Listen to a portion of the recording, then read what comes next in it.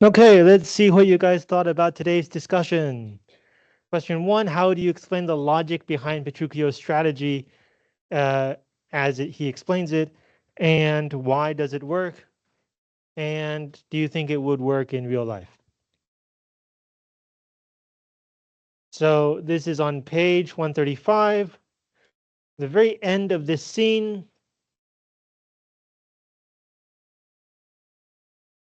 Uh, Line 178, he says, "My falcon, Katerina, now is sharp and passing empty," so hungry. "And till she stoop, she must not be full gorged, for then she never looks upon her lure. So if I feed her instead of training her, she will never follow what I want her to do. Another way I have to man my haggard, to make her come and know her keeper's call. That is, to watch her as we watch these kites that bait and beat and will not be obedient." So basically, he's training her like he would train a falcon, a bird.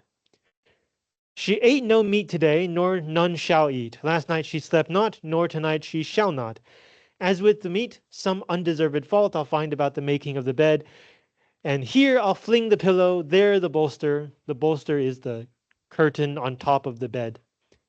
They're nobles, right? So they have a four-poster bed, and on top there's like a curtain. That's the bolster. "This way the coverlet, another way the sheets. Aye, and amid this hurry I intend that all is done in reverent care of her." So as I'm doing all of this, I'm always going to say that this is for her. Like the meat is not good, the bedding is not soft enough. Always pretending that it's for her own good. "And in conclusion, she shall watch all night," which means she'll stay up all night. "And if she chance to nod, if she starts falling asleep, I'll rail and brawl." So he'll start shouting and getting angry again. "And with the clamor, keep her still awake. This is a way to kill a wife with kindness." To kill with kindness is still a phrase that we use today in modern English. Thank you, Shakespeare. "And thus I'll curb her mad and headstrong humor." Curb means control or to make dull, like a knife is no longer sharp. So his strategy seems to be he's going to abuse her until she obeys him. Now, by the end of the play, it does look like it might have worked, although we will talk more about that in question 5. But if we think that it works, why does it work? And the group I discussed this with said, oh, it actually only works if Petruchio keeps on threatening to abuse her. As soon as Kate believes that Petruchio will no longer abuse her, then she will revert back to her usual temper and personality. So, in fact, the strategy does not actually work. It only guarantees obedience with threat. And we have an example of this in near the end scene. So this Petruchio, page 144, the scene uh, when the main characters of this part leave the stage. Katerina says on line 134, "Husband, let's follow to see the end of this ado, like to see what's going to happen." And Petruchio says, "First kiss me, Kate, and we will." Katerina, "What, in the midst of the street?" Petruchio, "What, art thou ashamed of me?" Katerina, "No, sir, God forbid, but ashamed to kiss." Petruchio, "Why, then let's home again." And he turns to his servant Grumio, "Come, sirrah, let's away." And then by threatening to bring her home again, he once again makes Katerina obey. So she says, "Nay, I will give thee a kiss." And then she kisses him. "Now, pray thee, love, stay." So we can see even near the end of the play, this is the end of Act 5, Scene 1, Petruchio still has to use threats to guarantee her obedience. So this group says that it's safe to assume that later, when Kate obeys Petruchio without threats, it's always because she's afraid that he might do something crazy again, even if he doesn't threaten to. So the strategy apparently does not work forever. It only works if you can keep up the threat. I think we can all agree you can't really control a person. You can make them follow, you can make them obey, but you can't really like make them want to uh, follow you. It's always external. Internal, it takes more than coercion and pressure. Okay, other thoughts on this question? All right, number two, do you think Bianca makes the right choice of man? Why or why not? So we have three, right? Gremio, the old guy who's not very rich. I think we can agree that's not her best choice. Hortensio, Gremio's original rival, and Lucentio, the new guy, and our main character. So, of course, Bianca chooses Lucentio because he's the main character, but that's not really what the question is asking. If you put yourself in Bianca's shoes and you have a choice between Lucentio and Hortensio, do you think Lucentio is in fact the better choice? So I talked with a group about this question, and they had a very interesting thing to say, which is Hortensio isn't just this isn't just a comparison between Hortensio and Lucentio. If you remember, how do we first meet Petruchio?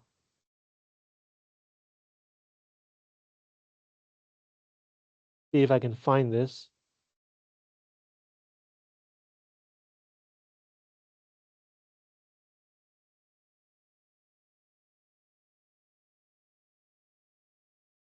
Uh, we first meet Petruchio because he is the good friend of Hortensio. This is on page 119, Act 1, Scene 2. And so, how does Petruchio, how is he introduced to Baptista and Bianca and Kate? Through Hortensio. So if there's anything that feels off about Petruchio, that would be associated with Hortensio. And we know that there is something off about Petruchio.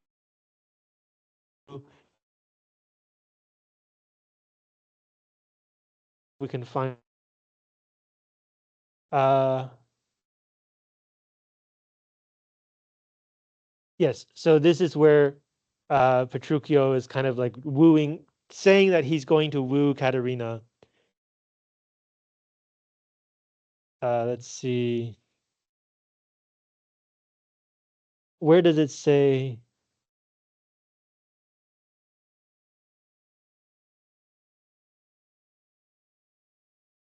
Here, right? This part. This is uh, page 124, lines 130 to 136. So when Baptista says, well, Kate is not exactly easy to get along with, Petruchio says, don't worry about that. I am like that as well. And so where two raging fires meet together, they do consume the thing that feeds their fury. So he's saying, we are similar. Don't worry about it. If you were Bianca and the friend of one of your suitors says that his temperament is just like Katerina's temperament, wouldn't you also be a little suspicious? Why would Hortensio have this kind of friend? And so the group I discussed with said this seems to be the main reason why she prefers um, Lucentio over Hortensio. Um, there's also the associate. See if I can find this. We saw in week 1 when Hortensio is trying to teach Katerina to play the lute. Katerina bangs him on the head with the instrument. And the reason is, I can't find this. And the reason is because she is offended that he would try to correct her finger position. This is also on page 124, actually. And so there in the play, there is an association between music and some kind of impropriety, inappropriate means of teaching. You can say Katerina overreacted, but you can also say she had some kind of justification for feeling anger. And we talked about this 2 weeks ago. So for Bianca, later on, she's being taught literature and music at the same time, which is kind of silly, but it's a play. This is on page 129. On the left-hand side, we have Lucentio pretending to be Cambio teaching Bianca literature. And on the right, we have Hortensio pretending to be Litio teaching Bianca music. So again, Hortensio is teaching music. So maybe Bianca is already thinking that music teachers are all bastards. Maybe she feels that this particular music teacher is not quite right. But we can see here she already has made her choice. Both Lucentio and Hortensio pursue Bianca using code. Lucentio hides his message in Latin. Hortensio hides his message in the musical notes. But look at how Bianca responds to Hortensio. Tut, I like it not. Old fashions please me best. I am not so nice to change true rules for odd inventions. So she rejects him. But look at how she responds to Lucentio. I know you not. I trust you not. Okay, so far so bad. But then she says, take heed he hear us not. So careful that the music teacher doesn't hear us. Presume not, so don't get ahead of yourself. But also despair not. Don't lose hope. So she doesn't exactly accept him, but she doesn't reject him either. So already at this early point, she has chosen the person who turns out to be Lucentio over the person who turns out to be Hortensio. And then if we go back to this week, uh, in one moment we realize that Bianca actually does know that Cambio is Lucentio. Or after she accepts him, she finds out and apparently is not very angry about it. Because here, Tranio is still disguised as Lucentio. This is on page 136. He's still disguised as Lucentio, but Bianca calls him Tranio. So she knows the truth. And this tells us that she has fully accepted Lucentio already. There are no more secrets between them. She knows exactly what's going on. So the question, did she make the right choice? First of all, we've explored why she made this choice. And I guess based on the limited information that she has about each suitor, uh, it's as good a reason as any to choose Lucentio over Hortensio. But here we see that Bianca is not, she's portrayed as pure and virginal and innocent, but she's not stupid, right? She understands that this is how Lucentio pursued her, and she thinks it's fine. She doesn't have any problem with Lucentio pretending to be someone else. And indeed, by the end of the play, when the husbands are seeing which of their wives will obey them, Bianca is one of the wives who does not obey her husband. So she's not simple, she's not stupid. She is, I guess, just very, very beautiful. And I guess she is kinder compared to her sister. Okay, questions or thoughts about number two? Moving on, number three. Does Hortensio's reason to stop wooing Bianca make sense? 4-2-16-20. Oh, we're already here. Okay. So uh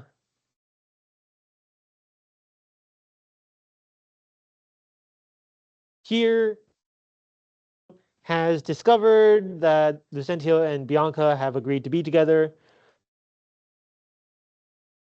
And Tranio plays along, right? He's still pretending to be a suitor to Bianca. So he says, "Oh, despiteful love, unconstant womankind. I tell thee, Litio, this is wonderful. Wonderful is bad. Wonderful means strange, amazing.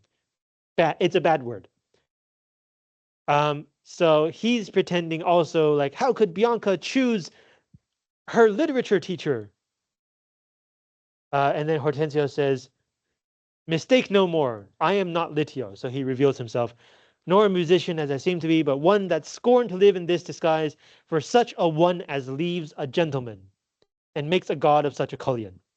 Cullion is a base fellow, which means a common person, a noble. So the reason Bianca chooses a head of a noble, to said, first of all, that would not make sense today, but in those days, yes, it would make sense. People are expected to follow their own class. However,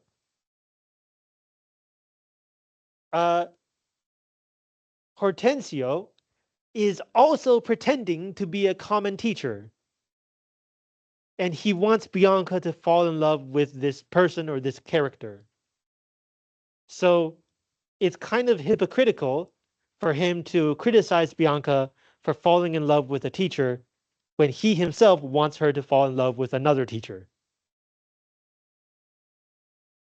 But of course, he himself knows that he's not a real teacher. He doesn't know that Cambio is not a real teacher, but is in fact noble. So uh, you can say that he's a hypocrite, but his reasoning does still make sense. Thoughts or questions?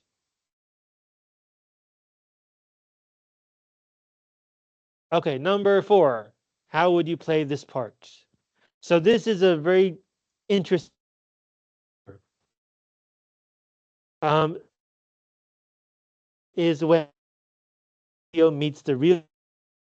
Everybody tries to gaslight everybody else.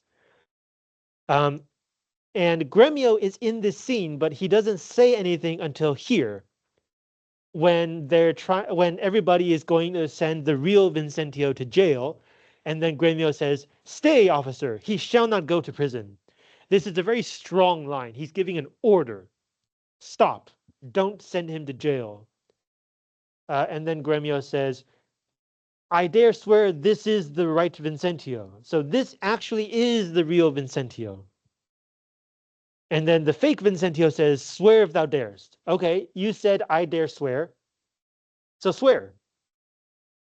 And Gremio says, "Nay, I dare not swear. No, I don't have enough confidence in my idea to actually swear that it's true."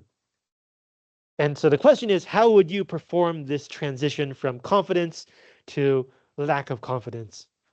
And so I was talking with this group, and the idea that we came up with together is this scene has basically everybody except Vicentio and Bianca. Everybody else is in this scene.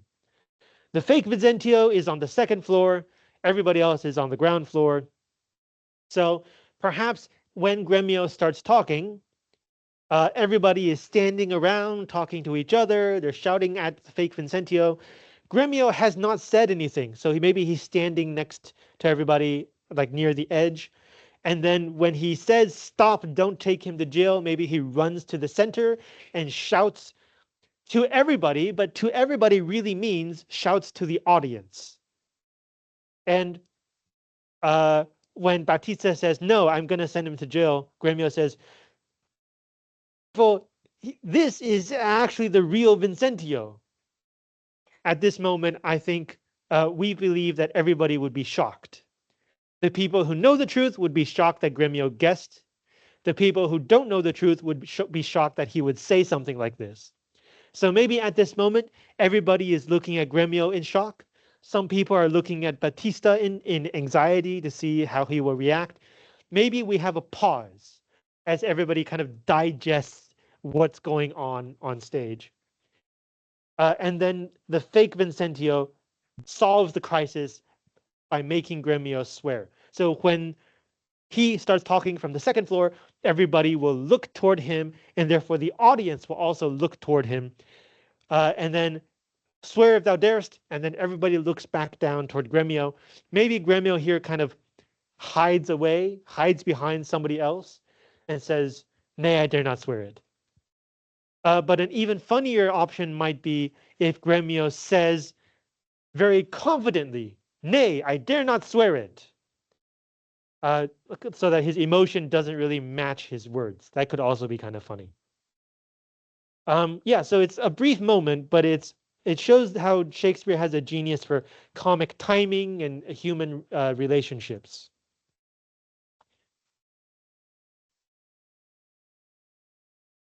Okay, finally, number 5, how does Katerina feel by the end of the play? So by the end, Katerina is the only one of the 3 wives to obey her husband's call. Also gives this really long speech about how wives should obey their husbands.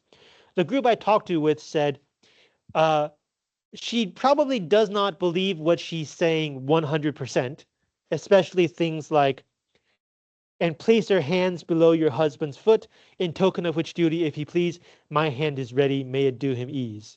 So basically, I obey my husband so much that if he wants to step on my foot at my hand, I will give him my hand to let him step on it. She probably does not actually want to obey Petruchio to that extent. However, this group also says that she's not entirely faking it. She's not like saying these words with hate in her heart. Apparently, they're somewhere in the middle. And so this group believes that, yes, Katerina was abused. Uh, However, by this point, she does feel some feelings for her husband, especially because in this society, you cannot get divorced. So she has to make the best of a bad situation. So when she's giving this speech about what good wives should do, she's uh, not pretending, but she is performing. Kate may not agree with 100% obedience, but she has learned the importance of respect and restraint, not getting angry all the time. And so here, she gives this speech as part of the men's game. So it's not because she wants to actively lecture the other 2 women. It's part of the game that her husband is playing with the other 2 men. So it's a performance. And she gives this performance to make her husband happy. Not because her husband wants her to, but because she wants to make sure that he is happy. There's a difference. In other words, we can imagine a situation in which she might think that something is more important than making her husband happy. And in that moment, she would choose to disobey him, maybe in the face of danger or a threat, something like that. But in this case, uh, she feels like it's a good idea to make her husband happy. Uh, and so she performs this speech. And indeed, by the end, he is happy. Come on and kiss me, Kate. So, like, if you believe that she has been brainwashed, uh, then this kiss at the end is like a reward that you give for like training a dog, or in his case, training a bird. But if you believe that Kate is choosing to make her husband happy in this way, then this kiss at the end would be like a symbol of their new kind of relationship, the emotional connection between them. Maybe would not, uh, Kate would not have preferred this person and getting to this point in her life through this process. But now that she's here, apparently she's making the best of a bad situation. And this goes back to one of the sonnets that we read, right? I do lie with her and she with me, and in our lies we both flattered be. Right? The sonnet about the couple who lies to each other, but they're happy anyway. So with this longer example, we see that the relationship has not always been healthy and not always been good, but at this point, it is possible for them to have some kind of stable relationship, maybe. So we have 2 possible answers here. One, she's brainwashed. Two, she chooses this, or it might be a combination of both. Questions or thoughts? Okay, I have 2 minutes to introduce the midterm exam. The rules are on Moodle. It is a 1-week open book online take-home essay question. The exam will begin in 2 minutes. It's here. And it will end next Thursday right before midnight. So next Thursday's class will still be during the exam time. So instead of making you read something, we're going to watch the movie of the next play. The next play is Macbeth.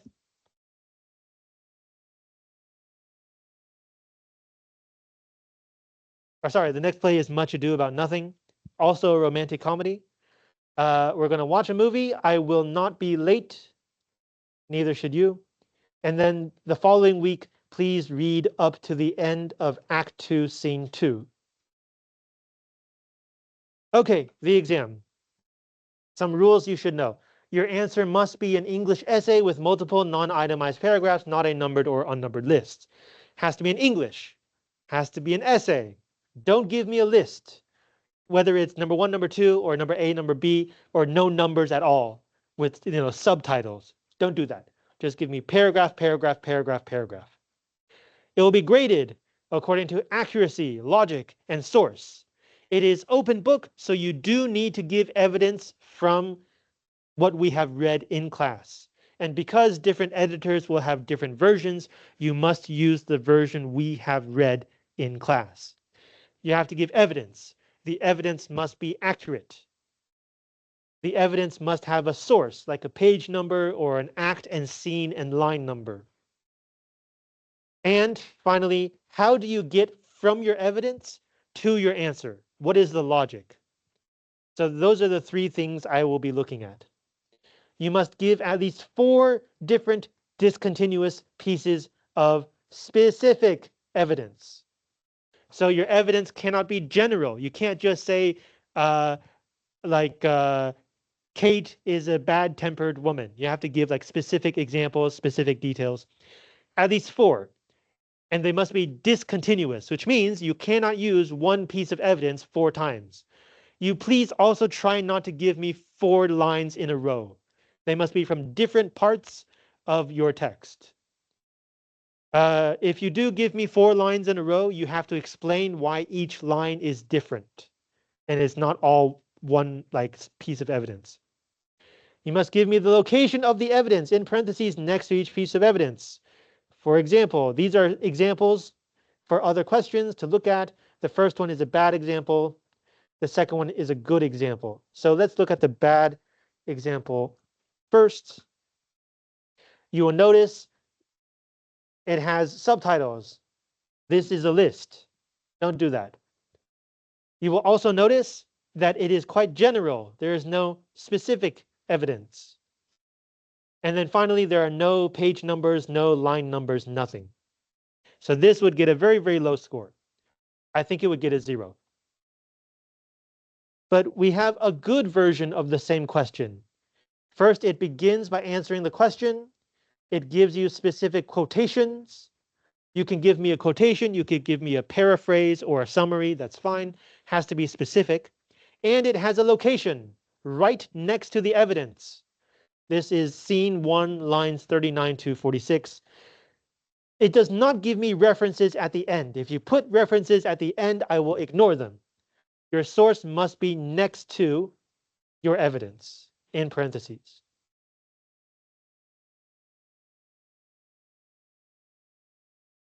Yes, for a sonnet, give the sonnet and line numbers. Which sonnet, which line? For a play, give the act, scene, and line numbers, and maybe also the page number.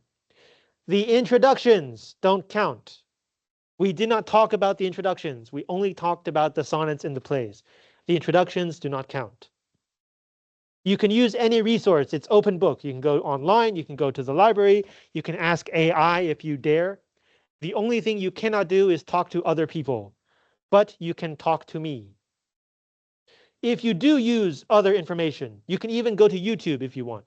If you do use other information, give me the name of the source, the web address if it has one, the page number or timestamp, again, in parentheses next to your evidence, just like the page numbers. If you find something somewhere else, give me the name, the source, page number, timestamp, 时间缩记, in parentheses next to your evidence. The question is designed so that you do not need extra information, but if you want to use it, this is how you use it. If your information does not have a location or source, I will ignore it.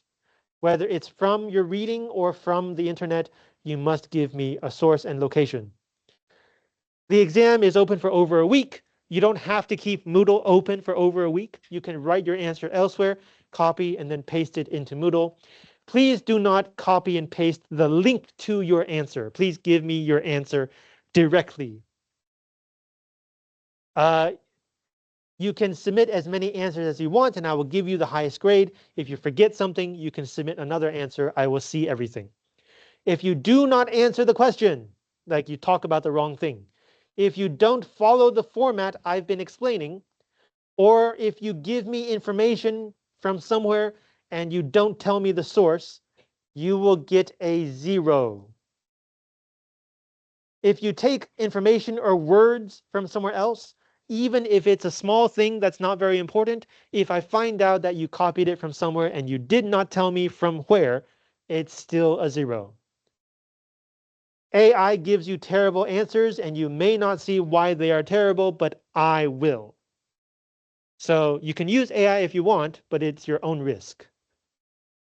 If you use AI to correct your grammar and spelling, be careful. It will also maybe change your page numbers. You must double check everything.